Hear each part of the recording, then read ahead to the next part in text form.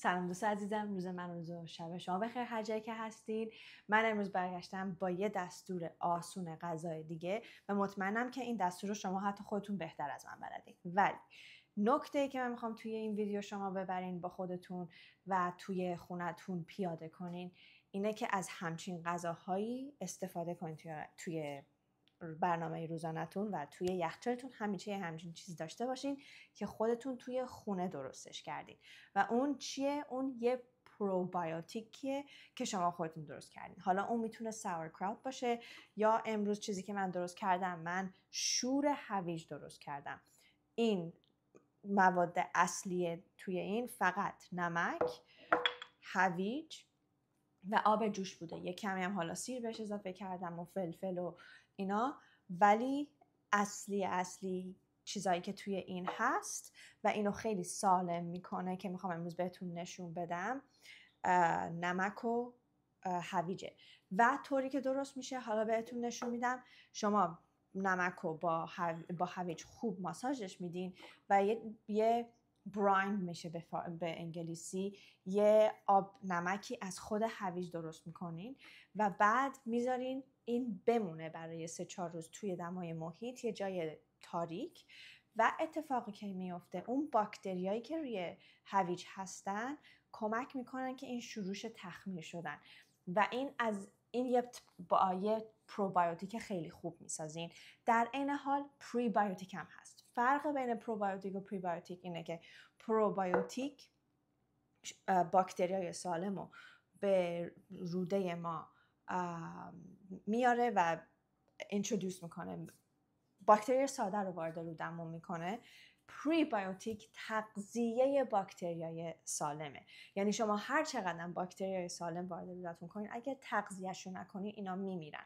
هویج خودش میشه تغذیه اون باکتریا و باکتریایی هم که شما از اون سیستم تخمیر شدن درست میکنین میشه پروبیوتیک. و حالا اینو در کنار سیب و در کنار حبوبات و یا در کنار مثلا ریشه کاسنی و چیزایی که خیلی هم پریبیوتیک های خوبی ان بخورین، خب سلامت رودتون بهتر و بهتر میشه.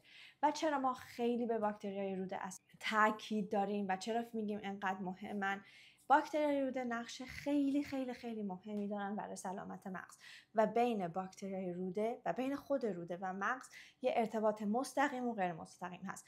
و هر چقدر که این باکتریای روده سالم تر باشن و رودمون سالم تر باشه و دستگاه گوارش ما سالم تر باشه، مغز ما هم سالم تره. و تحقیقات نشون دادن که افسردگی، اضطراب، وسواس، بیماری های از این نوع بگیریم تا بیماری هایی مثل آلزایمر، مثل پارکینسون و یه ریشه‌ای در باکتریای روده هم دارن. و اونایی که باکتریای رودهشون ضعیف‌تره یا حالشون خوب نیست، افسردگی بیشتر دارن، اضطراب بیشتر دارن، وسواس بیشتر دارن و اینا در خطر بیشتر هستن برای مبتلا شدن به بیماری‌های مثل آلزایمر. پس هر چقدر ما از باکتری رودمون بیشتر مواظبت کنیم، در این حال و در اصل داریم از مغزمون مواظبت میکنیم. خب حالا بریم که درست کنیم. اولین قدمش حالا چیزی که میخوام بهتون نشون بدم و ویدیو رو نشون میدم بعدن. ببینید این توش پر از حبابه و توی ویدیو حالا بهتون نشون میدم که ما دنبال چی هستیم وقتی میگیم که تخمیر میشه.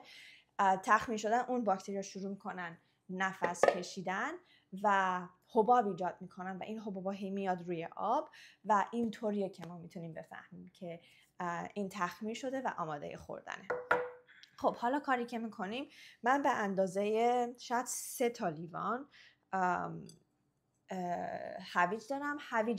هویجیه که خوبه، ارگانیکه، یعنی خیلی زیاد بهش پستیساید و این چیزا بهش نزدن، به خاطر اینکه میخوام باکتری تا اون جایی که میشه روی این هویج باشه که ما از اون باکتری سالم استفاده کنیم. و این هویج رو من نه با صابون چیزی شستم و نه و جوشوندمش، یعنی این هویج اون فرم اصلی خودشه ولی خوب فقط شستمش با آب خالی. این هویج میره توی کاسه. آره این هویجمون رنگ و رنگه، مثل این یکی نیست، این فقط نارنجی بود ولی این دفعه رنگ و رنگه. و 2 تا قاشق غذاخوری هم من نمک میریزم روش. تیبل سالت نیست، این نمک میگن سی سالت یا نمک دریاییه یا کوشر سالت هم میتونه خوب باشه. و حالا من اینو خوب ماساژش میدم، دستم تمیزه، خوب من اینو ماساژش میدم و قصدم از این ماساژ دادن اینه که آبشو از این هویج بکشم بیرون و خوب که ماساژش دادم میذارم میشینه برای 30 تا 45 دقیقه که خوب آبا بکشه بیرون. این آب خیلی مهمه برای تخمیر شدن بعد. و وقتی که 30 تا 45 دقیقه گذشت برمیگردم و بهتون میگم که چه شکلی شده و چقدر آب ازش اومده و ما دنبال چی هستیم. و یه قدم دیگه بیشتر نمونده بعد از اون قدم انجام میدیم و میریم تا قسمت بعدی. خب حالا یه 45 دقیقه شاید هم حتی 1 ساعت گذشته. میتونین ببینین آب هویجا راه افتاده و خوب آبشون در اومده. حالا کاری که میکنیم، من یه جار تمیز دارم، یه همچین جاری که جار میشه شیشه هم خیلی مهمه. خیلی مهمه که نه پلاستیک باشه و نه فلزی. شیشه بهترین چیزه. خب حالا من این هویجا رو وارد شیشه میکنم و مطمئن میشم که اون آبشم بره. البته میدونین چی، قبل از اون قبل از اون من یه ذره سیر بریدم، سیر رو میذارم توش و حالا هر ادویه‌ای که شما فکر کنین اینجا خوبه میتونین اضافه کنین. من فقط ادویه هسته گیشنیز اضافه میکنم چون عطر خیلی خوبی به نظرم میده و چون که تندی هم خیلی دوست دارم یه کمی از این چیزای فلفلی اضافه میکنم. ولی شما اینجا هر چی دوست دارین میتونین اضافه کنین، اینش خیلی مهم نیست و حتما شما بهتر از من میدونین که چی باید اضافه کنین. خب حالا میریزیمش توی شیشه و ببینید اون آب رو که داره میریزه، این آب خیلی مهمه. این آب رو هم میخوایم بریزیم و از دستش ندیم. خب حالا که هویجا رو کردیم توی شیشه میتونیم ببینیم اونقدری آب نیست. آب فقط تا اینجای خود هویجا هست، اونقدری آب نیست که بیاد روشو بگیره و ما میخوایم روشو بگیره. من اینجا آب جوش آوردم ولی الان بعد خاموشش کردم. اینطور نیست که الان 90 درجه باشه آب، مثلا الان 60-70 درجه است، داغه ولی جوش نیست. به این اضافه میکنم تا جایی که خوب روشو بگیره.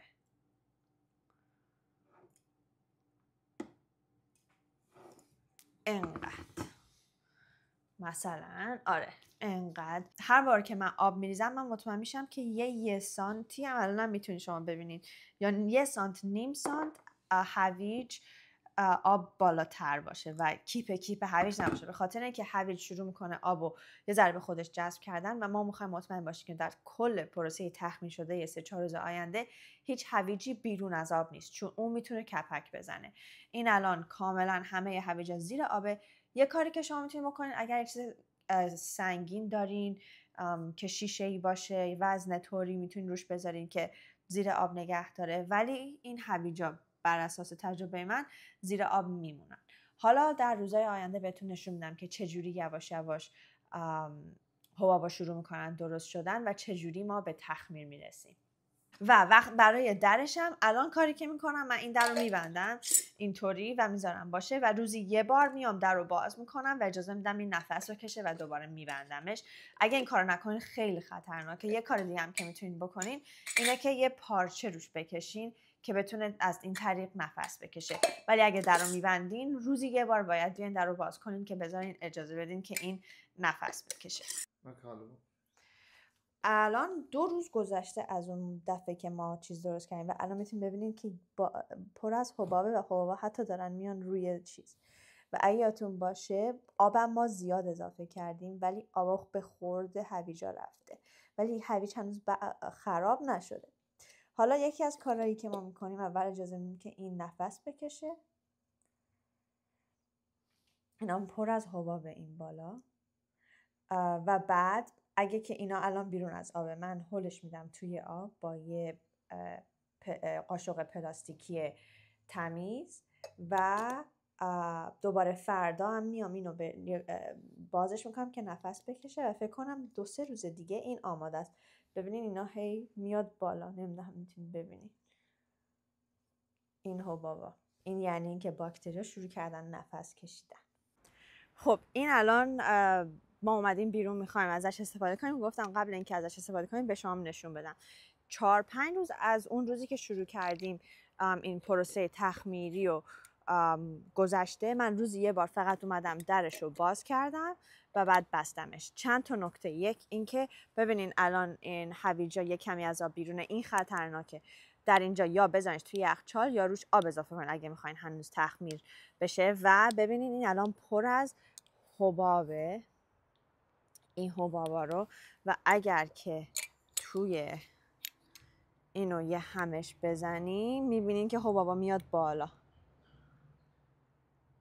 این باکتریایی هن که و کلا موجوداتی هن، ییست و باکتریایی هن که نفس کشیدن در پروسه تخمیر شدن و هوا درست کردن و این الان آماده مصرفه و از این به بعد باید بره توی یخچال و فکر کنم تا 1 ماه هم بمونه، ولی معمولا ما زودتر از اون استفادهش میکنیم. اگر که درستش کردین حتما بهم بگین و بهم بگین که چجوری دوستش داشتین. یه غذای خیلی خیلی خوب برای سلامت دستگاه گوارش و در این حال هم سلامت مغزه.